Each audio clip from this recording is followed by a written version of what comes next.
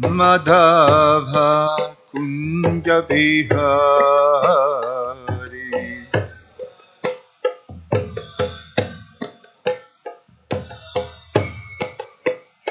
Jaya Gopi Jana Bhalava Giri Bharadhari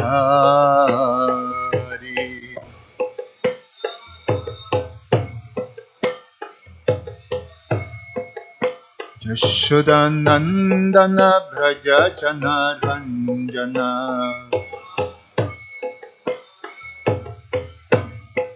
Jamuna Tira Vanachari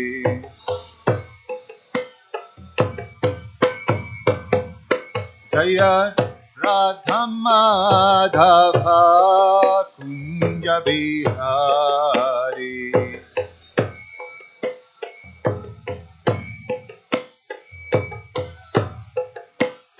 Jaya Radha Madhava Kunja Bihari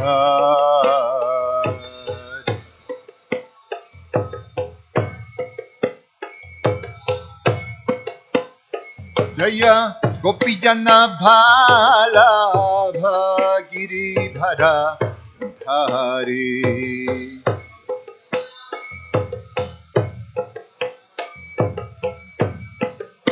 Yashodanandana Braja Jana Ranjana Jamuna Tira Vanachari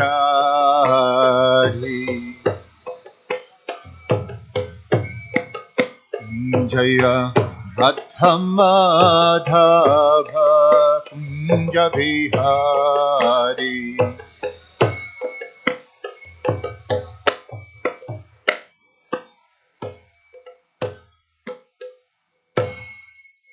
Jayam Vishnupad Paramahansa Parivraya Jagacharya Ashtotar Shata Srimad His Divine Grace A.C. Bhaktivedanta Swami Shila Prabhupada Ki Ananta Koti Vaishnava Vrinda Ki ISKCON Founder Acharya Shila Prabhupada Ki Grantara Shiman Bhagavatam Ki Itai Gaura Premanandi.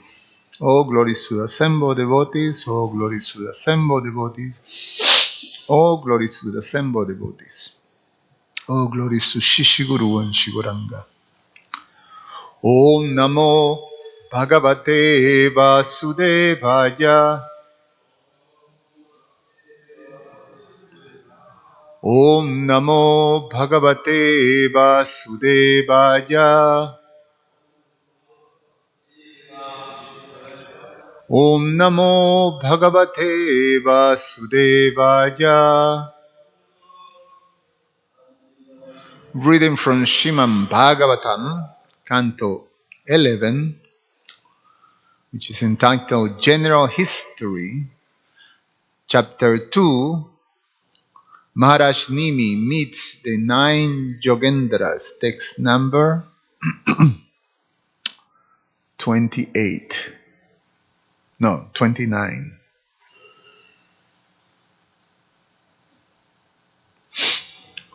Durlabho manusudeho Durlabho manusodeho Dehinam shana bangura Tatrapi durlabham manye Vaikuntha priyadarshanam Durlabho manuso deho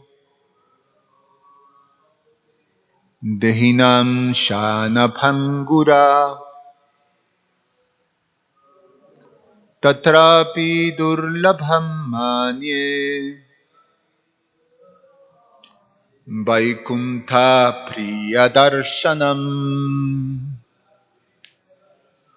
Durlabho manusho deho Dehinam shana bhangura tatrapi durlabham manye Vaikuntha Priyadarshanam. Please chant. Durlabho manuso deho dehinam shana bhangura tatrapi durlabham manye Vaikuntha Priyadarshanam. Durlabho manuso deho dehinam shana bhangura tatrapi durlabham manye Vaikuntha Priyadarshanam.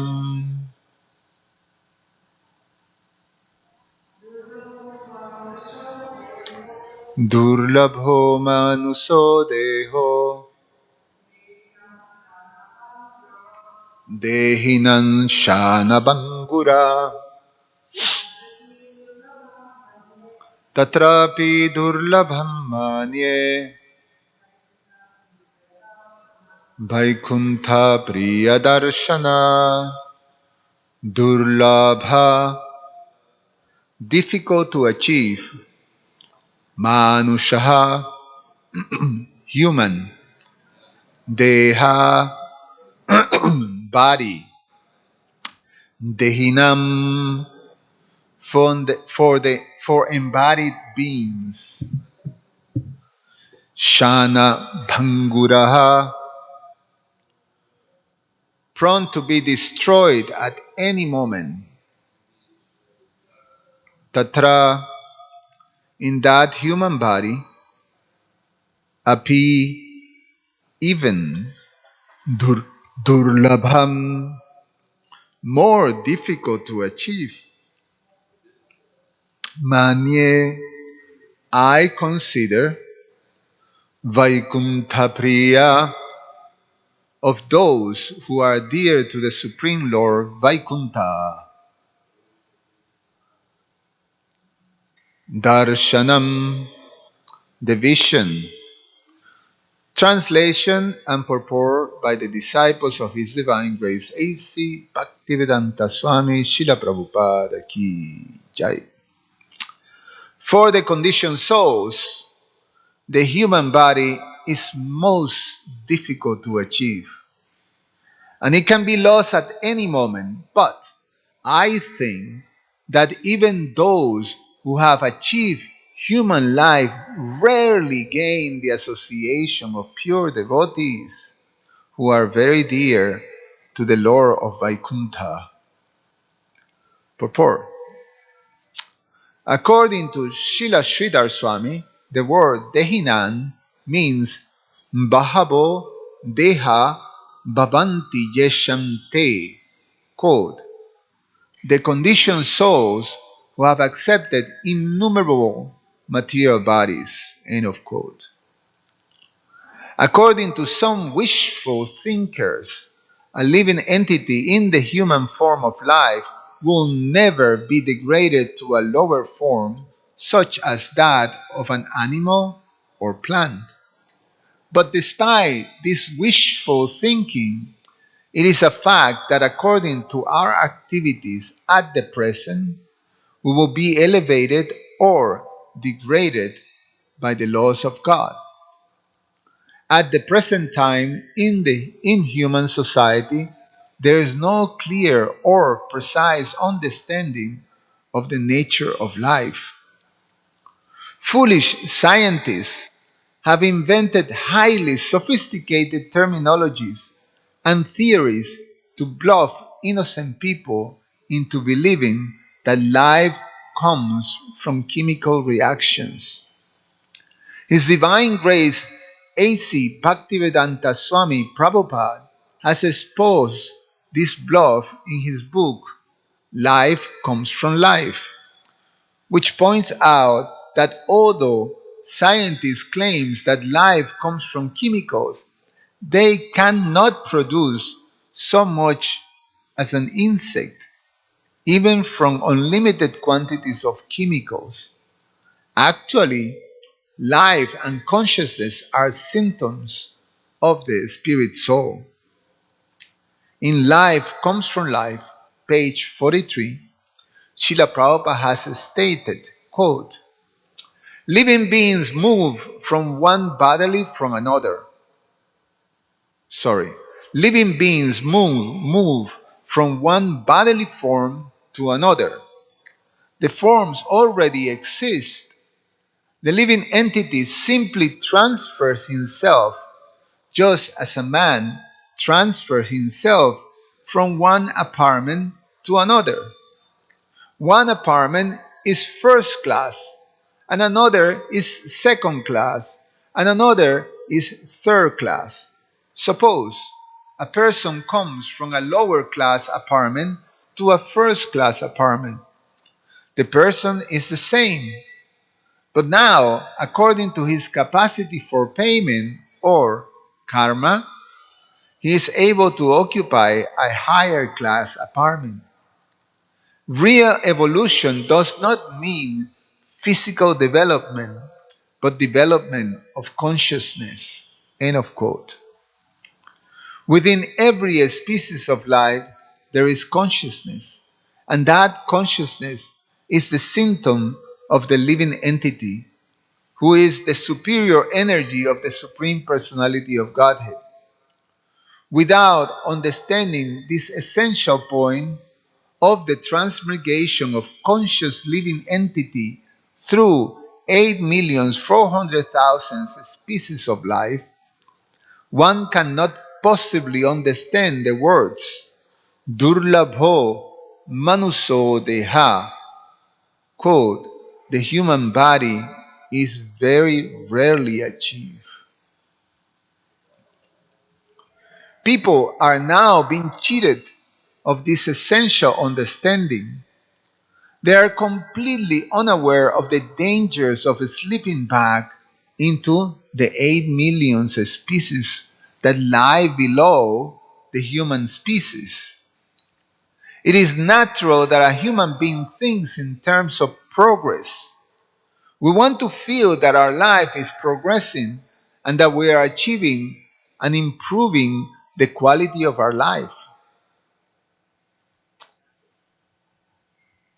Therefore, it is urgent that people be informed of the great danger of misusing the valuable human life and that they know of the great opportunity of the human life opportunity the human life affords, the opportunity to take to Krishna consciousness.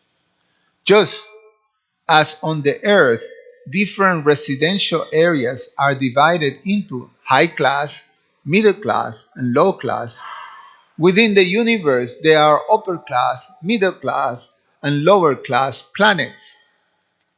By practice of the yoga system or by meticulous execution of religious rituals, one can transfer himself to the higher planets within this universe. On the other hand, by neglecting religious principles, one will degrade himself to a lower planet. But the Supreme Lord Krishna declares in Bhagavad Gita 8:16, Abrahma Bhuvana Loka Punar Avartinorjuna. The final conclusion is that every planet within the material universe is an unsustainable and inappropriate residence, because on each planet there are the primal defects, old age and death. The Lord assures us, however, that in His transcendental abode, which lies far beyond the material cosmos, life is everlasting, blissful, and absolutely cognizant. The material world is temporary, troublesome, and rife with ignorance, but the spiritual world called Vaikuntha is eternal, blissful, and full of perfect knowledge. Highly evolved human brain is a gift given by God so that we may use our intelligence to distinguish between that which is eternal and that which is temporary, as stated in Bhagavad Gita, chapter 2, text 16. Na sato vidyate bhavo, na bhavo vidyate shataha, ubhayor apridristonstas, tvanayos tattvadarshibhi. Quote, those who are seers of the truth have concluded that matter has no permanent existence, whereas the spirit soul never ceases to exist. Learned seers have concluded this by studying the nature of both. End of quote. Those who have accepted those who have accepted the Supreme Lord and his abode as the ultimate goal of life are called Vaikuntha Priya. Here, King Nimi states that to have the personal association of such learned transcendentalists is certainly the perfection of human life. In this connection, Srila Bhaktisiddhanta Saraswati Thakur suggests that we consider the following verse. Nrideham adyan sulabham sudurlabham plavan sukalpam guru karnadharam manyukulena nabhasveteritam puman bababdhim nataret sa atmaha. Quote, the Supreme Lord said, the best of bodies, a human body, is a great attainment, rarely achieved, and it may be compared to a boat. The Guru is an expert captain for this boat, and I have sent favorable winds, the Vedas. Thus, I have given all facilities for crossing over the ocean of material existence. Any human being who has achieved these excellent facilities of human life but does not cross over the material ocean is to be considered the killer of his own self. Srimad Bhagavatam, Canto 11, Chapter 20, text number 17. According to Srila Bhaktisiddhanta Saraswati, the eternal servants of the Supreme Lord, being controlled by powerful feelings of mercy, descend into the material world as Vaishnavas to deliver the conditioned souls who are bound by the results of their own mundane work. Such Vaishnavas also distributed mercy to those who are laboriously searching after the impersonal absolute. Sri Narada Muni has stated that without ecstatic love of Godhead, such laborious impersonal contemplation of the absolute is certainly troublesome. Naskarmyan apyachuta bhava varjitam. And what to speak of the innumerable problems of ordinary gross materialistic life? We have practical experience that in the Western countries, most people are working hard to get money, laboring on their heavenly dreams of sense gratification. Others, having become frustrated with ordinary materialistic life, are trying to negate their personal existence and merge into the existence of God through so-called yoga and meditation. Both classes of unhappy people are receiving the mercy of Krishna consciousness movement. putting aside their dreams of sense gratification as well as their troublesome impersonal speculation. They are learning to chant the holy names of God, dance in ecstasy, and feast on the holy food offered to the Lord. They become enlivened by the transcendental knowledge spoken by the Lord Himself in the Bhagavad Gita. As the Lord states in Bhagavad Gita, chapter 9, text number 2, Shushukam Kartun Avyayam. The actual process of a spiritual freedom is joyful to perform and has nothing to do with fruitive activities aimed at sense gratification or why or with sense gratification or with dry impersonal speculation. More and more people are taken to the process of Krishna consciousness becoming joyful and eagerly distributing Krishna's mercy to others. Thus the whole world will be enlivened and inspired by Krishna consciousness movement, which is the practical demonstration of the mercy of the Vaishnavas.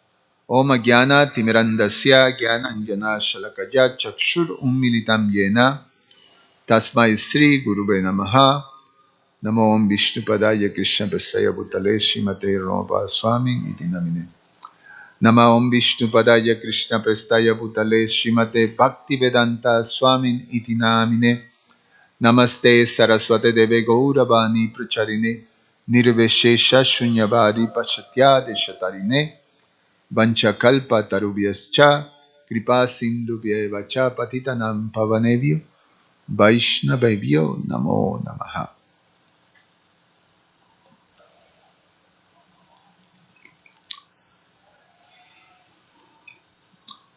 Maharaj Nimi is addressing the pure devotees, the pure Vaishnavas, the Nava Yogendras, the 9 Yogendras. And through his prayers, he is consistently making this point, highlighting these two things. The rarest gift, human life, and the association with pure devotees. So the gift of human life. The gift of human life is explained that this human body have the capacity to understand the absolute truth. It's something that no other body have that capacity. So the other species of life, you can actually see that in other species of life, there is intelligence, there is even some sort of a common sense understanding of how to be able to fulfill the requirements that material bodies have. All species of life figured out how to protect themselves, how to eat, how to sleep, and how to mate. They have it down, and you can make an argument, they actually have quite a fantastic type of skill in creating, in fulfilling these things. I mean, you ever seen sometimes, how busy birds, they get into picking stuff from the ground and building a nest. Sometimes some of those nests are quite a creation, And want to speak of other creatures like ants, creating these very elaborated, ant houses and ant hills. Like that, so many creatures, they have these bees, the creation of the beehive, and the whole divisions of things and purpose that these things have. I mean, how did they come to God that design to have exactly the little containers to put, the honey and the stuff? It's like, I mean, you have to make an argument. There have to be some intelligence. There have to be intelligence. There have to be certain discrimination. Why? If it's no discrimination, how is that, you know, a deer doesn't go and goes into the cave of a lion or something like that? They can understand, oh, this is the enemy. This is my natural enemy, so I have to avoid like that. So intelligence is there. So what's the difference? The difference is the capacity to discriminate. And no, I'm sorry, and go back. Because again, you see that creatures, they discriminate. Other entities discriminate. But the difference with humans is that they have the capacity, the intelligence is capable to understand the absolute truth. It's not just to discriminate what's okay, what's not okay. Because animals do that too. Within their world, their reality, they do that. But the human being have the capacity to understand the absolute truth. That's a different thing. Therefore, the purpose of the human being, if you receive this body who have the capacity to understand the absolute truth, then you have to use it to understand the absolute truth. Otherwise, you're misusing it. If you receive a computer for, I don't know, for, a particular job, and you use the computer for chopping tomatoes or something like that, like a cutting board or something like that. It's not appropriate. So, no, let me take that computer and let me give you a chopping board, like that. So, the human body is meant for understanding the absolute truth. And that's ABC. That's the first of the codes of the Vedanta Sutras. When Vyasadeva compiles the full Vedic knowledge, he divided the whole knowledge of the Vedas in four categories. And it's so vast that he compiled everything in quotes in just one book, which is called the Vedanta Sutras. Sutras, we heard that, means codes. So in one code, small phrase, there's volumes of knowledge that you can unpack. So Vedantis, they study the Vedanta Sutras and they go deeper into each one of these codes. And the first ABC, the first most fundamental of the Vedanta Sutra, the first one, the entrance is Atato Brahma Jigyasa. Now that you have this human body, you must inquire about the absolute truth. And then the second one, define the absolute truth. So here's what the absolute truth is. So you unpack that. Jamadya Shiyataha. The absolute truth is that from which everything emanates. So now you unpack that. you know. And of course, um, to unpack that is not a simple thing. You know, to understand all these things is not simple. And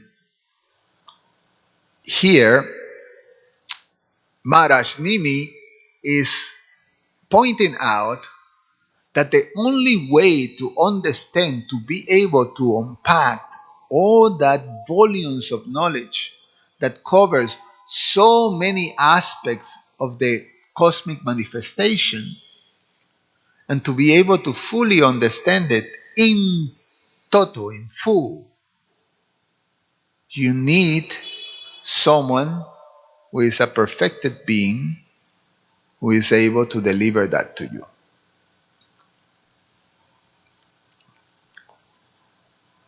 So Maharaj Nimi is expressing the great fortune that he has to be able to associate with pure devotees, with Vaikuntha Priyas devotees. Pure devotees who have actually um, fully understood the absolute truth in the highest form. We know it's been discussed through the classes, it's been discussed in the verse that the Bhagavatam tells that the absolute truth is understood in different aspects: Brahman, Paramatma, and Bhagavan. Both Brahman and Paramatma are partial understandings of the absolute truth. It's not the full understanding. Bhagavan is the full understanding of the absolute truth. It's explained in the Vedas. It's explained in the Vedas, but the fact is that you can actually study the absolute truth by going step by step. So there's a process of understanding the absolute truth that you start with Brahman, and then Paramatma, and then Bhagavan. And there's volumes of knowledge on each one of those approaches. So for a conditioned soul who is inquiring about the absolute truth, it's tricky. You have to find the right teacher. If you approach to understand the absolute truth by someone who have not full understanding of the absolute truth and becomes bewildered, then you have no chance. So what is explained here is that only through the devotees of the Lord, the Vaikuntha Priyas, then there's no chance. There's no chance of fulfilling the purpose of the human life. There's no chance. Krishna says that in the Bhagavad Gita. If you want to understand him, you have to go through a devotee. So bhaktyamana vijanati. Only through bhakti you can understand him. So this gift of human life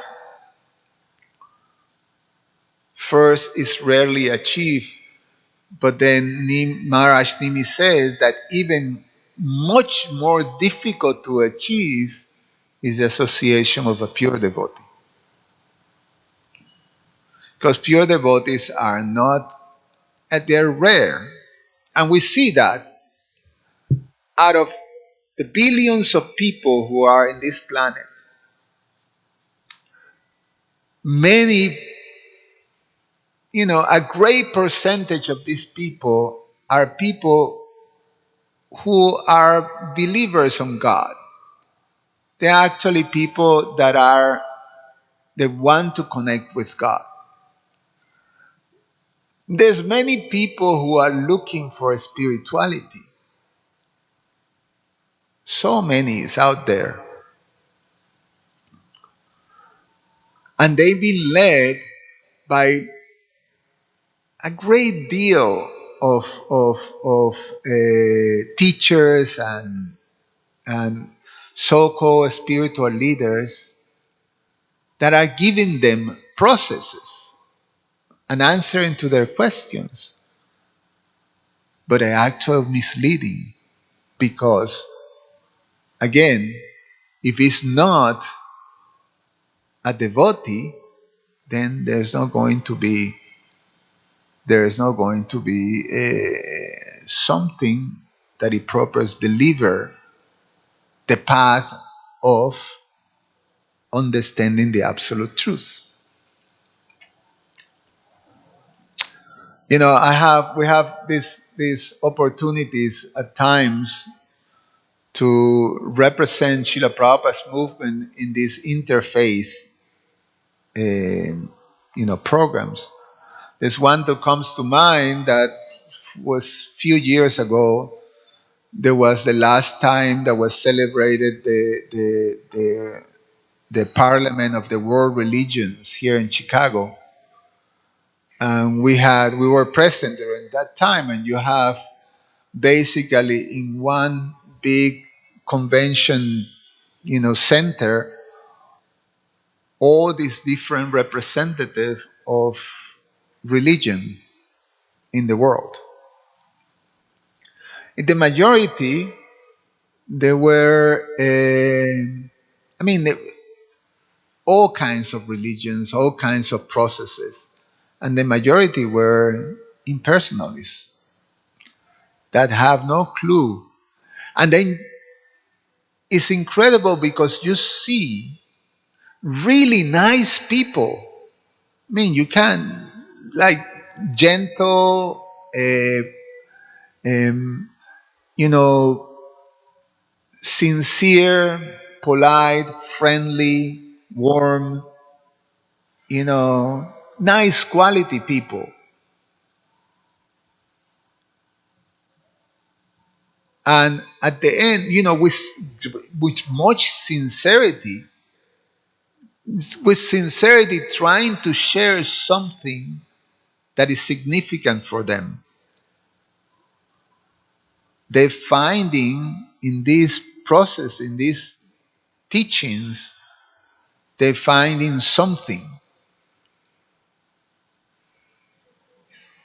And then when you get to, like, across us, was some really nice group of people, very appreciated of, ourselves.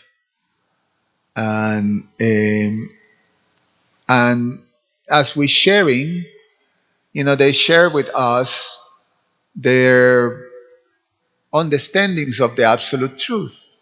And the understanding was given by their teacher, who is a guru, in the tradition of Indian spirituality, that tells them that he's God and they can be God. The classical impersonal stuff. And then, they had in their booth, they have a video of this so-called God person doing, their things. They do his thing. And it was so obvious that it was,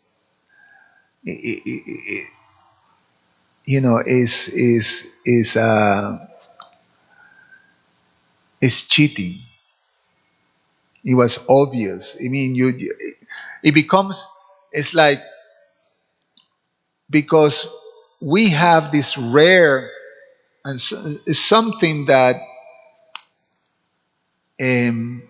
we can become so grateful and appreciating the great fortune that we have, that somehow or other we become connected to Srila Prabhupada, and the disciplic succession that Srila Prabhupada represents and brings to us of pure teachers.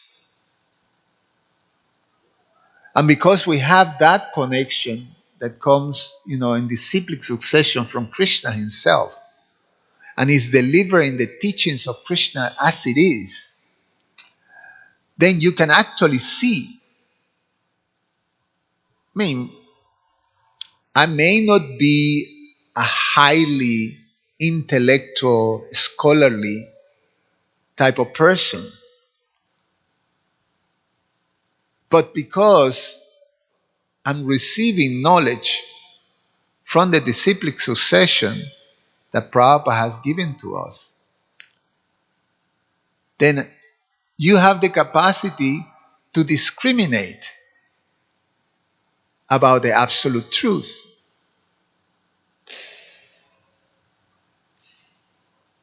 Prabhupada has given us of that too. So if I come, you're trying to be polite and you're trying to be thoughtful, especially when people are very attached to their process and they have that type of faith. And in a gentle way, respectful, you may ask questions if the person comes. And we have these conversations and you bring these questions. So, if I'm God, why am I suffering? That's this type of question. If I am God, why do I have to get old? And why do I have to get sick? If I'm old, why do I have to go through all these obstacles and things like that? Why in the world we, as God, decides to do that, decides to have that type of situation? And that's me. How about, okay, I'm God, but how about, a pig or a dog? Is he God too? I mean, and then many times these innocent victims, they may say what they hear, which is a pastime. What kind of pastime is that? I mean, we hear about Lila. We learn about Lila in the scriptures. Lila is full of joy. It's in a different level. Even the so-called moments of distress is actually full of joy. It's ecstasy, it's ananda. So that's a situation. So it's quite something that that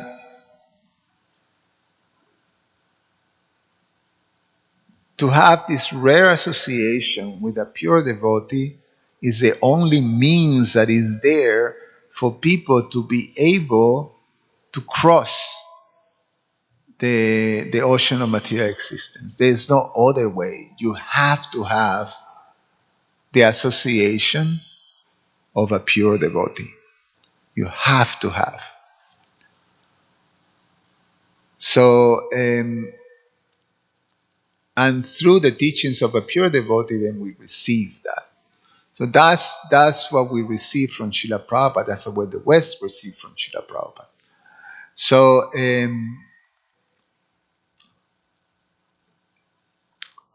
Srila Vishwanath Chakravarti Thakur comments in his very personal way. He says, "Today I have seen my good fortune. Not only am I human, but I have met the Lord's associates."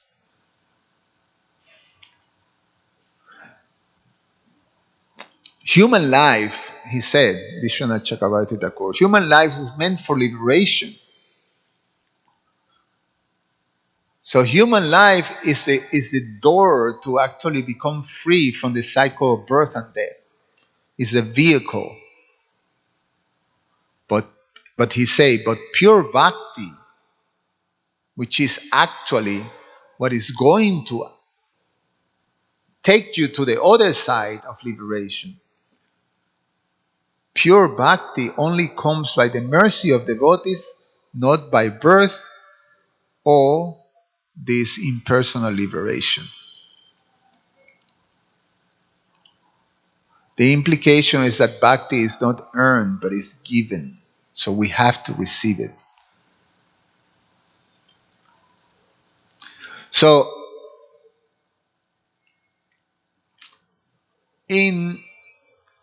when we trying to analyze this this prayer of Maharaj Janimi, that how rare this human birth is, then as we go deep into that, we see that in general, in human society, especially when we're talking here about these times, human society, there is a very, very poor understanding. It's a lack of understanding of this very basic principle of life, of very basic principle of knowledge. I'm sorry, the very, very basic principle of knowledge that is called Atma Tattva, of knowledge of the self, knowledge of the soul.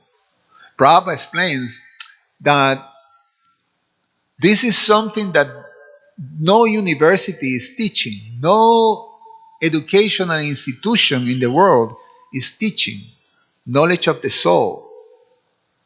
We learn so much about technologies and science and the whole thing about the world, about the cosmic manifestation, about the material body, about the material world. But there is no a system of education that systematically teaches about the soul. And that's the importance of this Krishna conscious movement. We are meant to be a place of education, to teach the science of the soul. And the Bhagavad Gita is the ABC, is the basic book.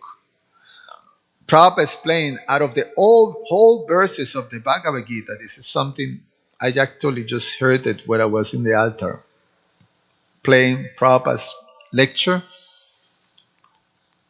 He explains that out of the whole verses of the Bhagavad Gita, if you learn one verse, this one verse, that will be the verse. I mean, that verse is the one that you should learn. If there's one verse, you choose this verse, there's this one. And you should learn and understand it very well. And there's so many incredible, important verses in the Bhagavad Gita. But Prabhupada singled out that this one verse is the one that you should fully understand. And it's chapter 2, text number 20. Chapter 2, text number 20. Famous verse.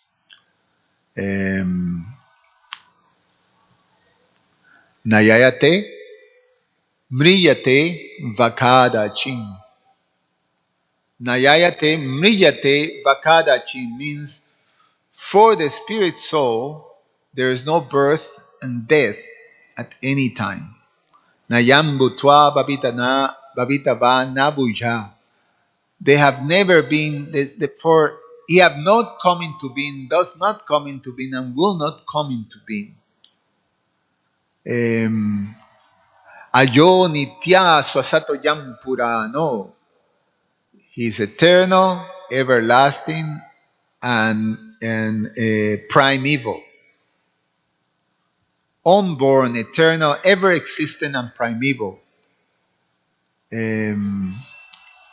Nahanyate hanyamane sharire. So for the soul, there is no death at any time. That verse, Prabhupada said, you learn that verse and you'll be okay. And why is that? Well, that's the ABC. That's the thing that's where that's how transcendental knowledge starts. That's why when Krishna delivers the Bhagavad Gita to Arjuna, the first thing that he taught him is that you're not the body, you're a spirit soul. Atma Tattva. But in modern society, that's something that is is a is very rare. It's not there. There's a there's a lack of there's a lack of understanding of this very basic principle. Modern society runs on the bodily concept of life. That's something that we know. Conditioned souls, conditional life means bodily conscious of life. So there's a very nice passage in the Mahabharata when Maharaj Yudhisthira was asked this question, what is wonderful? It's a riddle. So, he have to answer the right question. What is wonderful? You know, what's wonderful? I mean, we can think of many things that are wonderful. But you have to say the right thing. Maharaj Yudhisthira, if he didn't say the right thing, according to the whole transcendental knowledge, from the perspective of the Vedic knowledge, if he didn't say the right answer, then his brothers will die. So there was pressure in the whole thing. So he was asked, what is wonderful? What is astonishing? So wonderful that it's astonishing. And then he answered this famous verse. Ahani bhutani gachantiha jamalavam shesha stavaram icchante kim ascharyam ataparam. This ascharya means astonishing. Ataparam, most astonishing, supremely astonishing. It's completely surprising. This is the most wonderful thing in this world, that is so astonishing, that is wonderful. How in the world something like that can happen? Bewildering. So he said, every day countless living beings enter the domain of death.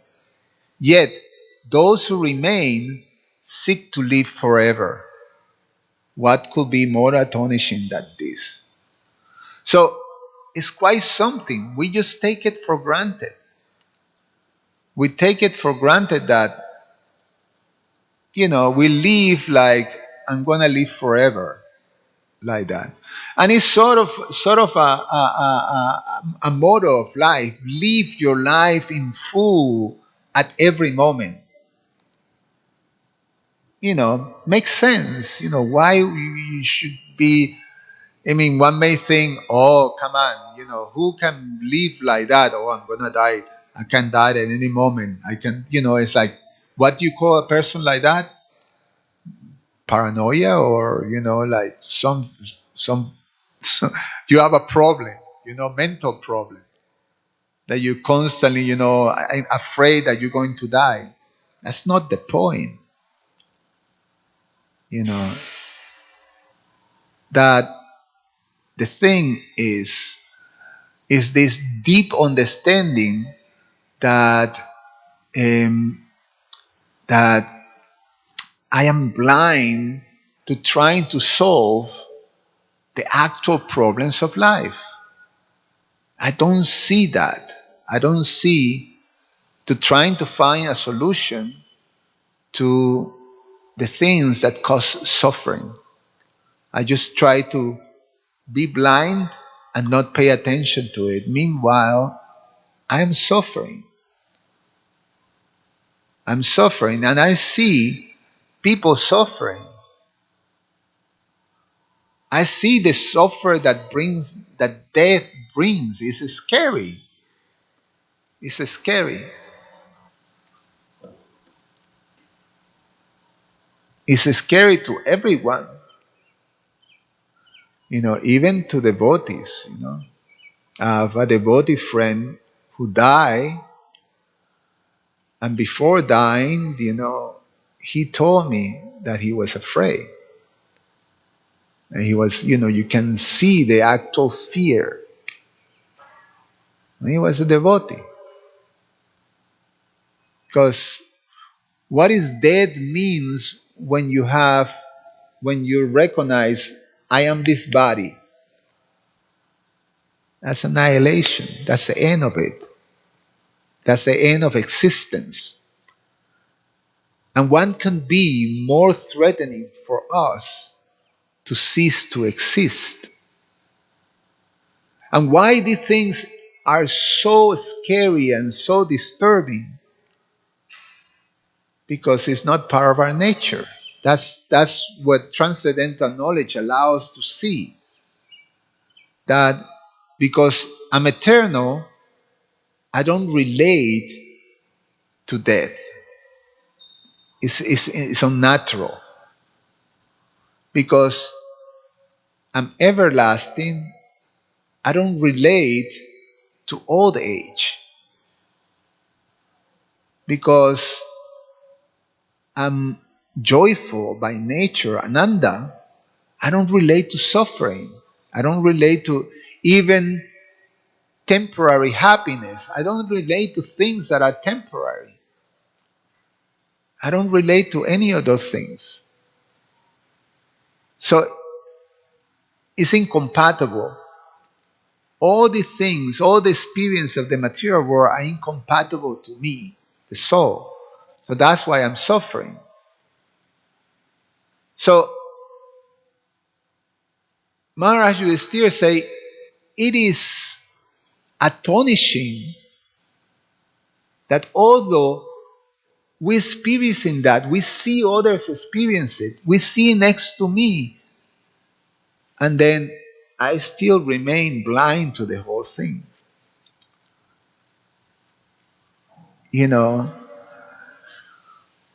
Yeah, I can get there. For now, I have to, I'm allowing myself, or you can rationalize in so many ways why I should not pay attention to these things to solve the problems of life, to solve all these things that have to do with not being ignorant of our spiritual position.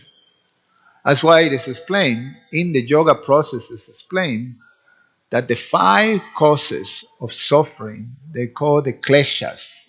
Kleshas means sufferings, and there's 5 of them, and they all come from the first one. The first one is called avidya, which is ignorance. Ignorance of my spiritual nature. So from avidya, then comes asmita, which is false ego. I am this body, and this is mine. So it's a misidentification of the self. From ignorance, I'm matter, and then ego. Now this is mine. I am. You know who I am. You should know who I am, and you should not. You should respect my stuff. So this is, it's a sense of I am the controller, I am the enjoyer, I am the proprietor of these things. Ego. When ego comes, it's called false because it comes from misidentification. I'm the body, and now I am this. I am like this, I'm like that. When there is no ignorance, when there's vidya, then there's also an identity. But the identity is right. I'm an eternal servant of the servant of the servant of the servants of Krishna. Like that. That's identification. Jivera Swarupahoy Krishnera Nityadas. That's my identity. I'm eternally a servant of Krishna. When there's vidya, vidya and avidya. Vidya means understanding the absolute truth in his personal feature, Krishna. Avidya is not having an understanding of your nature, who you are, who is Krishna. Then asmita, false ego. Then from asmita, then comes raga, attachments. So this is mine, and boy, I become attached to my stuff.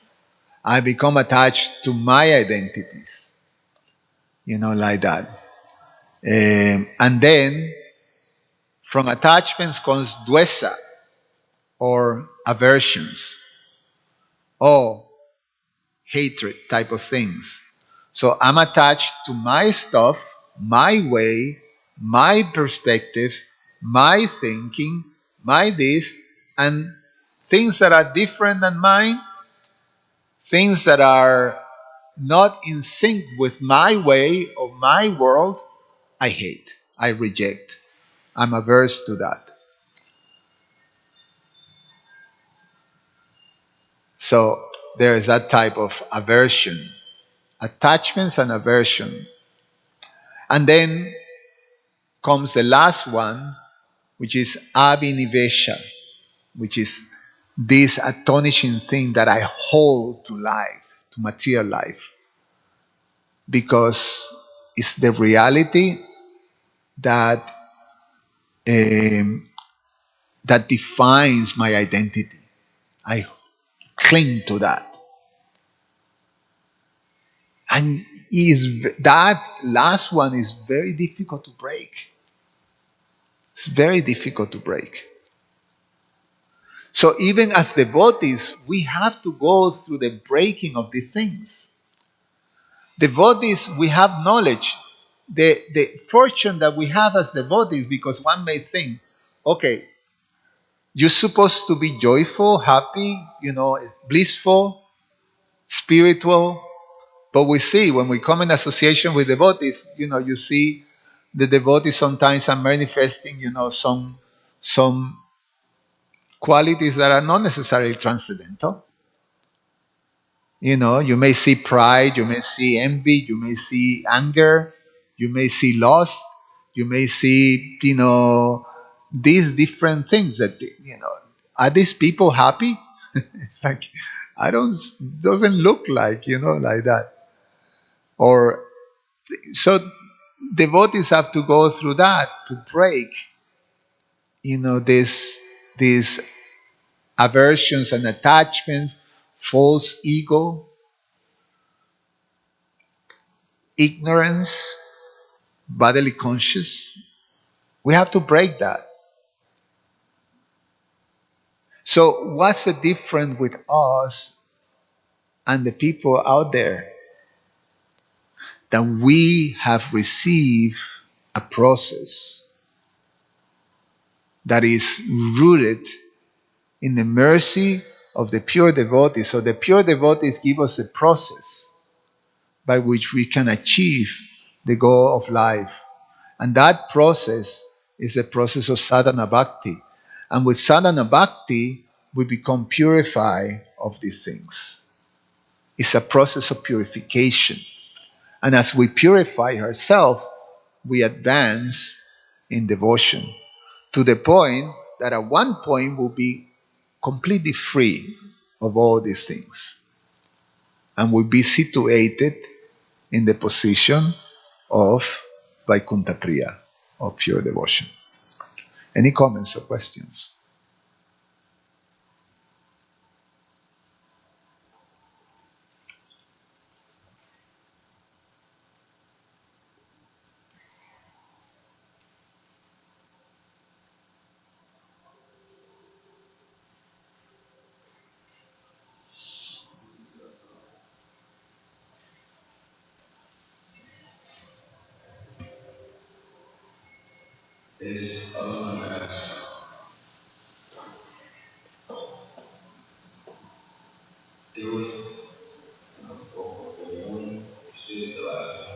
The last one was Abhinivesha, or clinging to life, material life.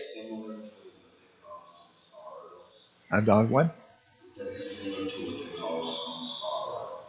No, samskaras is different. Samskaras is, as is impressions, that comes into the heart.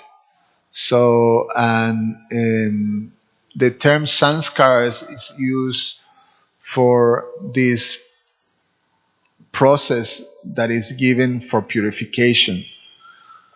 So, this process of purifications, we actually create an impression in your heart, in your consciousness.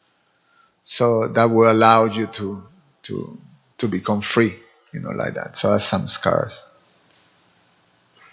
You have okay. You're okay then, all of you.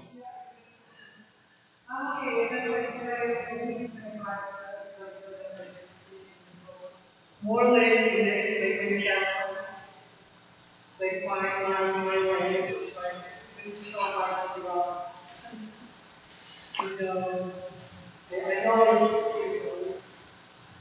feels like everything is temporary and it's over here, but it's just I still find the quality of my characters that the life seems to be disturbing. Yeah, well, it's welcome to the.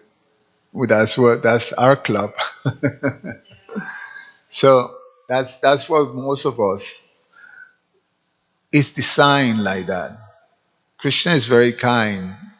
The Bhagavad Gita is all about that. It's not negating, the struggles that we have to go. I mean, even Arjuna have to go through that, and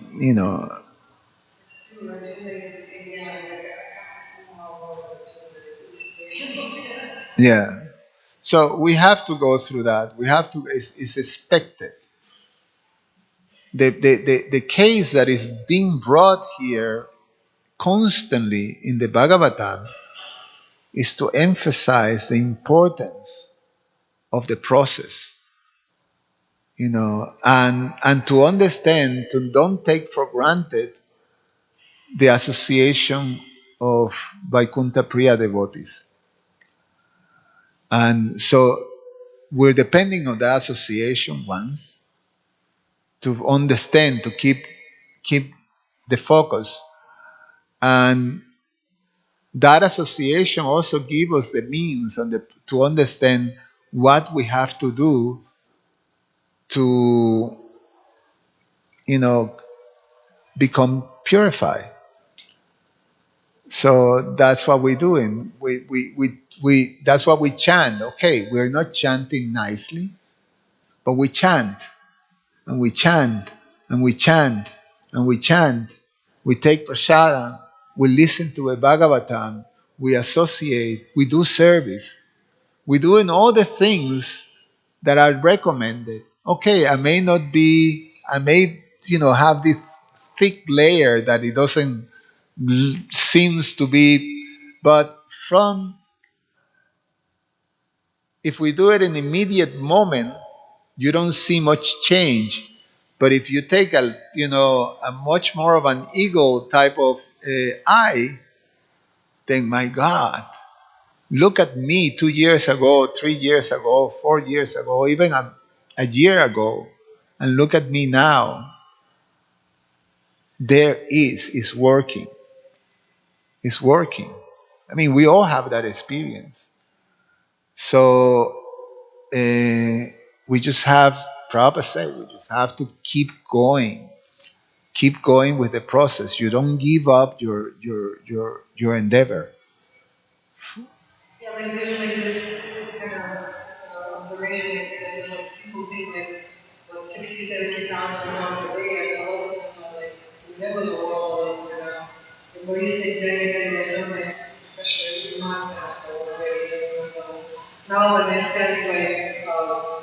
least 2 hours, 3 hours, 4 hours, like connecting, chanting, listening, stuff like that. So I kind of disconnect from that way of thinking, and I can tell that it's really changing things. Yeah, yeah. It's like that. It's mercy. Yeah. So we have to take it like that. You know, when speaking with the process, we develop the mystics, this practice of mysticism, the yogis was practicing, how to connect, with Krishna's energy.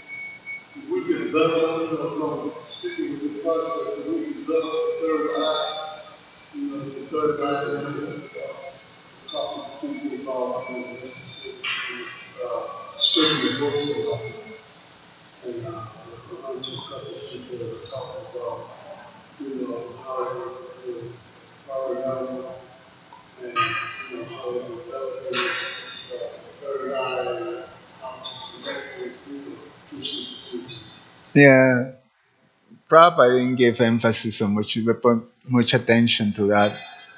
What we understand is what Krishna says. He gave us the intelligence to how to perform service. He gave us remembrance. He gave us intelligence. He got the whole process is called buddhi. Buddhi, you know, what is it? That as we serve him with love and devotion, he gave from within the heart the intelligence of how we can come to him, how we can serve him. So that, that's what we take.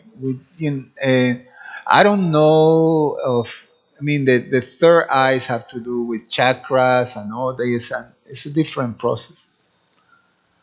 You know, I'm the pure devotee have all this, achieve all that. So the process of bhakti, the process of sadhana bhakti, we will achieve all that. We will have, we have by serving the personality of Godhead, you also automatically become Brahma Bhuta, which is what the impersonalists achieve, spiritually realize. We can have a contact with Paramatma because Paramatma is directing us through remembrance, and intelligence and all that. So it happens automatically. So, yeah, that's my understanding. All right. Grantara Shriman Bhagavatam ki